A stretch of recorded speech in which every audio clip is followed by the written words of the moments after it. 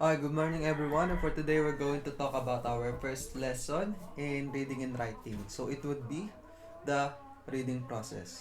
So let's go first with our understanding.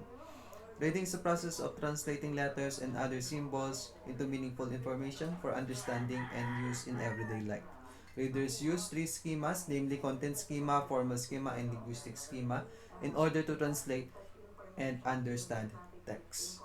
So in our life or in our daily life, it is very important for us to learn to read because reading is one of the ways for people to communicate their ideas.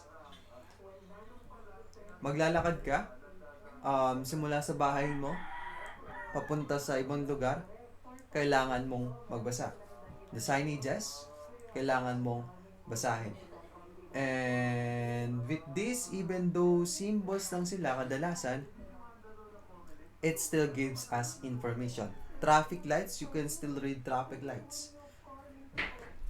So, titignan mo lang siya. And each colors have its different meaning. So, yun. It's very important. So, let's talk about the schema theory. So, schema theory is very important. So, kanina, yung example natin, especially dun sa traffic lights, although there are symbols, we know the meaning of those. So, yung traffic lights, yung mga traffic signages, kahit mga symbol lang siya, alam na natin kung ano ibig sabihin nun. And because, or that is because of the schema, or the schema theory. So, what is the schema theory? So, a great number of researchers on schema theory has been conducted and have shown that the theory is useful in helping improve students' reading ability. In the literature of reading, we come across three types of schema. So, dito hindi pinapaliwanag kung ano yung schema theory. So, when we say schema theory, it is our prior knowledge about something. So, bago pa lang or meron tayong concept or topic na bibigay sa inyo, meron na kayong idea or meron na kayong alam tungkol doon. So, when we say EDSA Revolution or People Power 1, with the use of your schema, you know something about it. Madaming tao, it was during the time of Cory Aquino or para patalsek sa pwesto si President Ferdinand Marcos. So, yun. That is how we use schema. So, we have three types of schema. Linguistic schema, formal schema, and content schema. Or, by the way, before we proceed to this type of schema, I just want um, to introduce you to Jean Piaget. So, Jean Piaget is the proponent or the one who proposed the idea of schema. Sa kanya nagsimula or siya yung nagbigay ng idea or ng concept ng uh, schema. Okay, so let's talk about this type of schemas. So, linguistic schema. So, when you say linguistic schema, refers to the reader's existing language proficiency in vocabulary, grammar, pronunciation, sentence. They are the foundation of other schema. Linguistic knowledge plays an important role in understanding the text, especially for learners at the elementary stage of learning. Without basic linguistic knowledge, no reading strategy or skill can be function effectively. And it is impossible for the reader to decode and comprehend a text. Therefore, a reader has in his mind more linguistic schema. Linguistic schema is the most important schema among the three. And this is the foundation or the basis ng iba pang schema. And linguistic schema focuses on vocabulary, grammar, pronunciation, sentence structure. So, paano ba natin what is the meaning of the word? So, hindi naman palagi tayo titingin sa dictionary para malaman natin yung meaning. Nare-retain yung meaning sa isip natin. And once we encountered the word again, alam na natin ibig sabihin nun.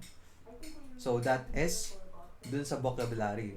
For grammar, starting from an early age, we are taught to use proper grammar in our English classes. And the more that we practice this grammar, tumatama na siya ng tumatama. So, starting from the start, wala pa tayong idea. Second part, grade 1, nagkaroon na tayong idea from our previous experience. Tapos grade 2, yung idea natin from grade 1, i-hone lang natin, hindi natin siya kakalimutan. So yun, inaalala lang natin and dinadagdagan natin para mas gumanda pa yung grammar natin. Next, pronunciation. Just like the vocabulary, ganun din.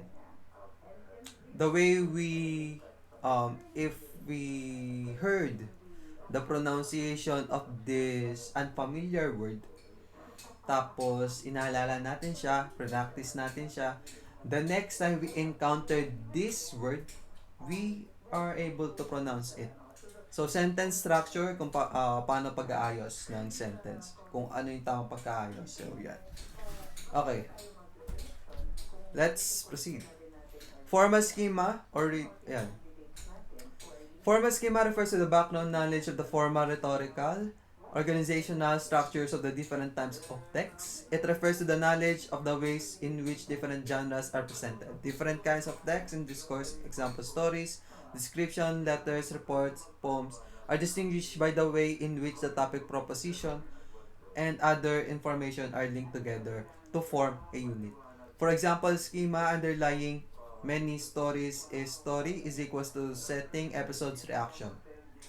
That is stories consisting of setting in which the time, place, or characters are identified, followed by episode leading towards reaction. Different genres have different structure. Readers use the schematic representation of the text to help comprehend the information in the text. Carrel proved that explicit teaching of the text structure can improve students' reading comprehension. Okay, so what is formal schemata or formal schema? So when we say formal schema, we are talking about the formation. Kung paano ba binobuo yung mga bagay-bagay. For example, you can see the difference in the structure of a story from poems. Makikita natin na iba yung pagkagawa niya. So in story, we have paragraphs. In poems, we have stanza. And in poems, makikita natin that we have our meter. Yan. The number of syllables. Kung ito ba ay merong sinusunod or walang sinusunod.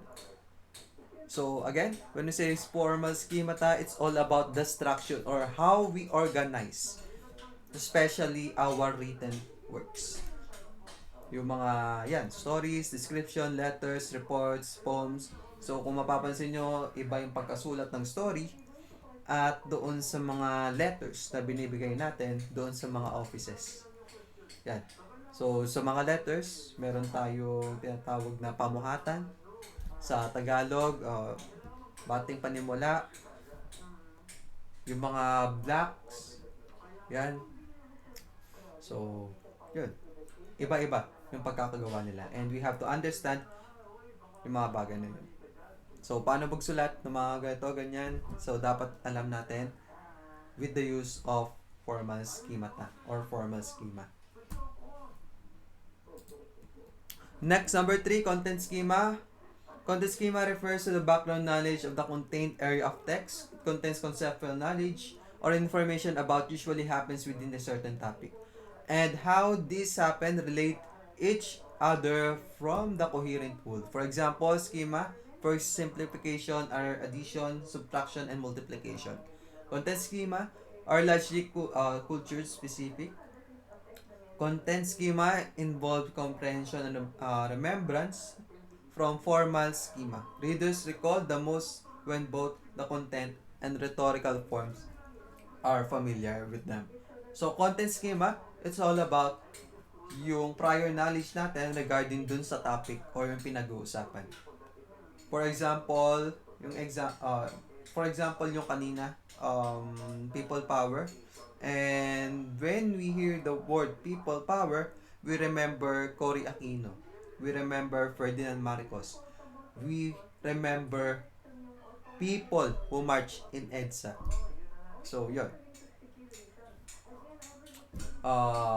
When we talk about, or if our topic is all about Catholicism, naalala natin kung ano yung itsura ng churches.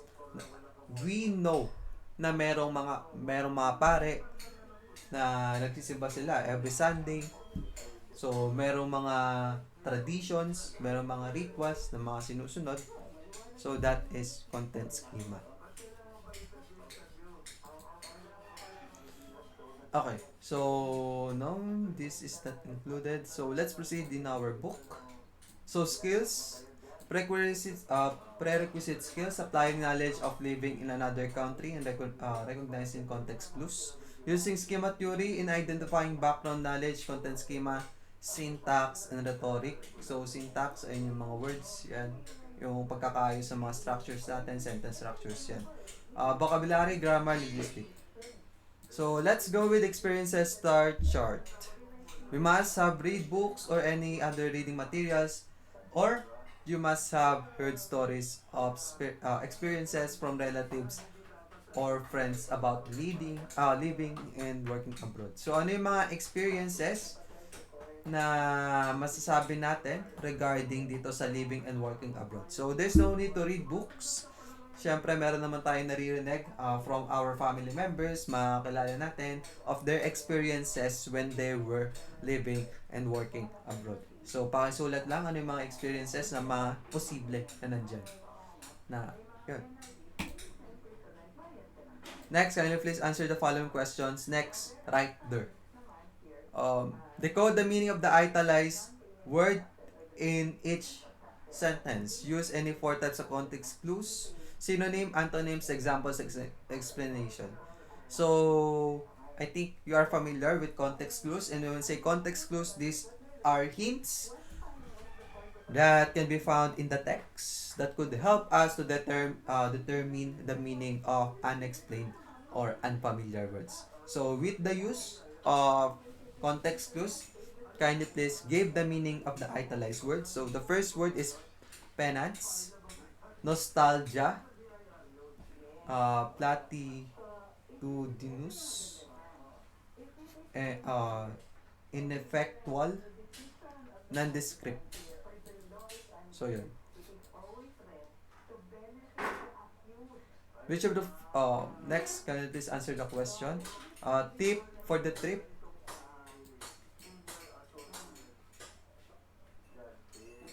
It's your turn to tour. You have won one. Okay, so ano lang naman, situation lang naman yan. Fill the most appropriate activities and arrange them with the use of concept map.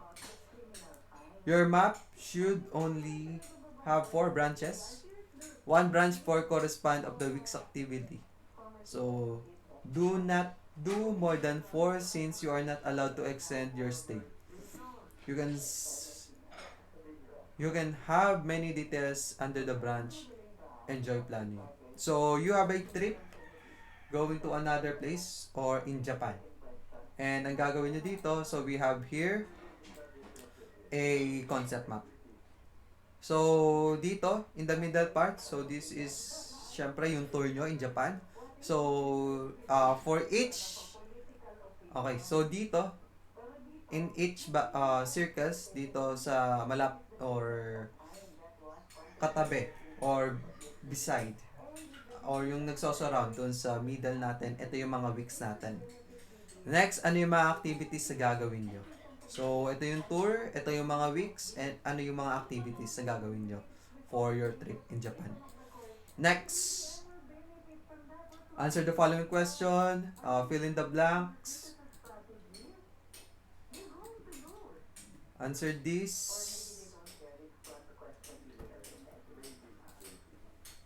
Ano pa ba?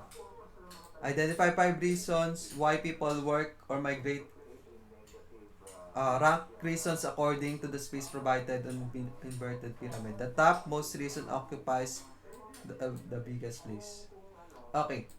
So here, stacking aims. So we have here the inverted pyramid. Ano yung mga reasons kung bakit nagmamigrate o lumilipat sa ibang bansa yung mga tao?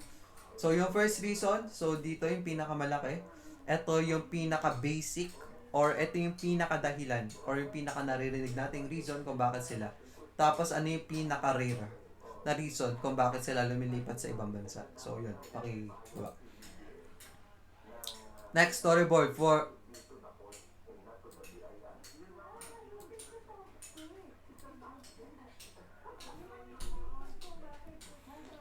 okay, kindly please do this in okay, so dahil maliit lang naman yung population nyo, um, do it as a class na lang.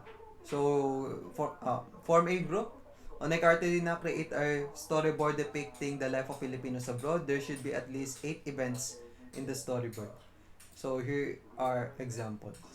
So, yan. So, yung sa mga box, siguro mag-drawing na lang kayo dito. And, ano yung mga 8 events na maaari nyo masabi dyan. So, yan.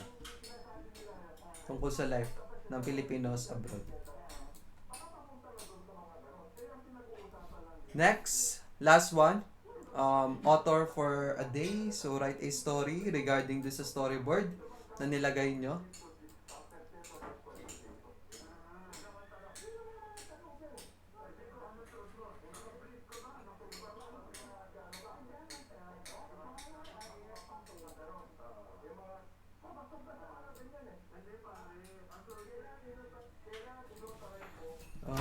Next, wrap up. Pretend that you are a teacher and you will construct a test based on the stories presented by your students, your classmates.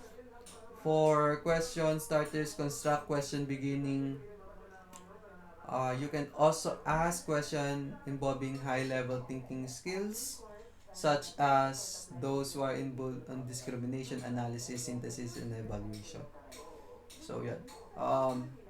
So, yung sa wrap up is gagawa lang naman kayo ng mga questions regarding dun sa story na ginawa nyo. Ano yung mga stories ano yung mga questions na pwede ibigay doon. So, yung mga who, what, yan. So, pwede yan. Pero mas maganda sana kung higher level thinking skills yung gagawin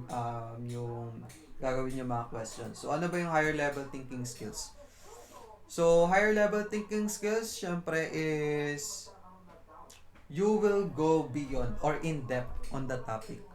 Kung ano yung mga gusto nyo talagang itanong na regarding dun sa story na hindi siya basic, more advanced. So, ganun. So, pakigawa na lang din. And last one, you have been chosen class researcher who will present a work comparing, contrasting a life Filipinos in the Philippines and those who are in other countries. Once information has been integrated, place in a Venn diagram. So, this is a Venn diagram. Yan. So, anong gagawin dito? So, we have, or you're going to contrast the life of Filipinos in the Philippines. So, maaari dito sa isang isang circle. Tapos sa isang circle naman, yung life of Filipinos in other countries. Siyempre, dahil hindi sila nag-i-intersect dito sa part na to, tsaka dito. So, we going to, dito isulat natin the differences on their lives. Ano yung pinagkaiba? Ano pinagkaiba? Ng buhay dito sa Pilipinas, ng buhay doon sa ibang bansa. Next, doon sa gitna, syempre, nagko-connect na sila. What is the similarities between the two? Yung pamumuhay doon sa ibang bansa at pamumuhay dito sa Pilipinas. Next, last one, kindly please read this. So, you're going to do this for 1 week. Okay, so you may start now.